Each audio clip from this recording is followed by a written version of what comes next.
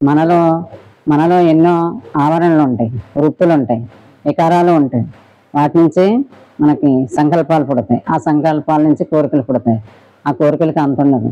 ఆ కోరికల వల్ల మనకే సుఖం ఉండదు, మన సంబంధికులు మన ఇంట్లో వాళ్ళందరికీ ఎవరికే సుఖం ఉండదు. కోరికలు అంటే తిరగకపోతే బాధే.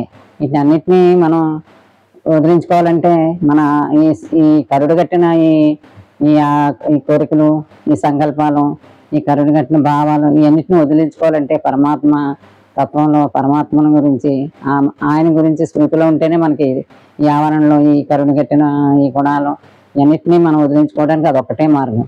ఈ ఈ కరుడు కట్టిన ఈ భావాల నుంచి వదిలించుకోకపోతే ఇంకా అది తెలుసుకోలేకపోతే ఇంకా దాంట్లో పడి కొట్టుకుంటామే. ఇంకా మనం ఇంకా మునిగిపోతామే కానీ తేలేది ఏమీ లేదు.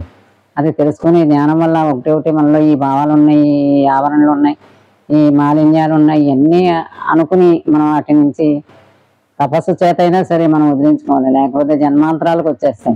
ఇప్పటికే వీటి వల్ల మనకి ఆత్మ నుంచి జన్మాంతరాల నుంచి వచ్చే సంస్కారాలు, మన తల్లిదండ్రుల నుంచి వచ్చే సంస్కారాలు, మన పెంపకంలో వచ్చే సంస్కారాలు, మన సంఘం ద్వారా వచ్చే సంస్కారాలు, సాంగత్యం ద్వారా, వ్యాపార వృత్తుల ద్వారా అనేక సంస్కారాలు చుట్టపెట్టుకుంటాం. ఏ వ్యాపారం చేసామనుకుంటే మోసం చేయటం, ఇంకా ఏది చేస్తే అది దాని లక్షణాలన్నీ మనం పుణుగుచ్చుకుంటాం. ఈ కరుడు కట్టిపోతాయి, ఇంకా మామూలుగా ఉన్నది. ఈ పాపాలన్నీ కరుడు కట్టి మనం మోయలేనంత మారాన్ని పూజ చేసుకుంటాం. ఇది ఒక జన్మ కూడా సరిపోదు. గత జన్మలకి ఆత్మ ద్వారా వస్తానే ఉంటాయి. ఇది మనం తెలుసుకుని జ్ఞానం ద్వారానే ఇది తెలియబడుతుంది అన్నమాట. దీన్ని తెలుసుకుని దీన్ని వదిలించుకోవాలంటే పరమాత్మ సన్నిధి, ఆయనతోనే, ఆయన గుణాలను మనం ఆయనని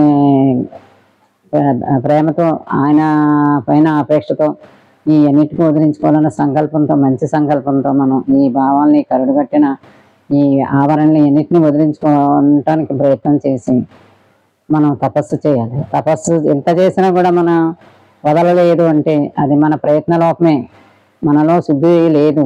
వీటిని వదిలించుకోవాలన్న శుద్ధి జరగట్లేదని అర్థం.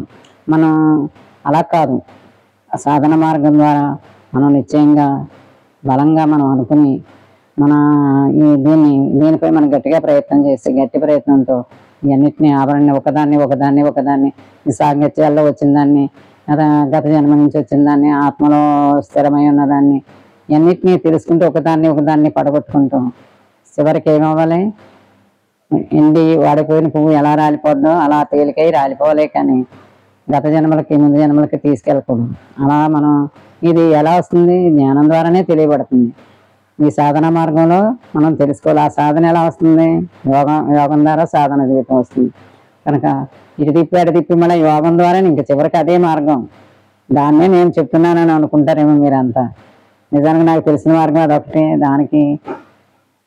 దాని ద్వారానే మనం ఎన్నిటిని వదిలించుకోవాలి. కూర్చోండి, ఆలోచించండి. ఎప్పుడో 10 నిమిషాలు దానికి సమయం ఇచ్చి మనసుని ఆత్మతో సంధానం చేసి ఆలోచించండి. మీకు చక్కని మార్గం దొరుకుతుంది, చక్కని గురువు దొరుకుతారు, మీరు యోగాన్ని తెలుసుకోగలుగుతారు. మనకు కూడా వచ్చేది ఇదే, మన జీవితానికి వెలుగు ఇదే. బంధాలన్నింటినీ వదులుకోవాలంటే ఇదే. బంధాలతో ఎలా ఉండాలి? మనం అంటే ముట్టకుండా ఉండాలి, నిమిత్త మాత్రులుగా ఉండాలి. ఇంత శక్తి మనకు రావాలంటే ఎలాగా? యోగమే చేయాలి. యోగమే మనకు దారి, యోగమే మనకు బలం. మరి యోగాన్ని గురించి ఇంత గట్టిగా చెప్తున్నాను.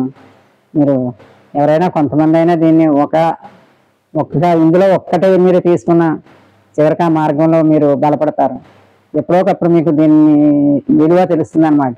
చిన్న బీజం మీరు వేసుకున్నారనుకోండి, ఇది విని మీకు ఎప్పుడో ఒకప్పుడు గట్టిగా మీకు ఆ బీజం మొలకెత్తి వృక్షమై మీరు యోగ స్థితికి మీకు దారి దొరుకుతుంది. ఇది నిజం, నేను చెప్తున్నాను, నా అనుభవంతో చెప్తున్నాను. మీరు అందరూ వినండి. ఇంత చక్కగా మీకు చెప్పి కూడా దొరికారు. ఏ అడవులకి వెళ్ళక్కర్లేదు, ఏ ఋషులకి సేవ చేయక్కర్లేదు, ఎవరిని మీరు దేహి అనక్కర్లేదు. మీకు ఇంత జ్ఞానం ఎక్కడ పడితే అక్కడ దొరుకుతుంది. అందుకని జ్ఞానం ఇలా ఊరికే దొరుకుతుంది కదా ఆయచితంగా అని దాన్ని తక్కువగా చూడొద్దు. చెవిలో వేసుకోండి, మనసులోకి తీసుకోండి, ఆత్మలో పెట్టుకోండి. మీరు సాధనలో సాధించుకోండి. సాధన వల్ల ఏదైనా మనకు దొరుకుతుంది. యోగం కూడా సాధిస్తేనే దొరుకుతుంది, ఊరికే రాదు. అందరికీ ఇదే నేను కోరుతున్నాను. బాగుందా? రేపు ఇంకో విషయం మాట్లాడుతున్నాను.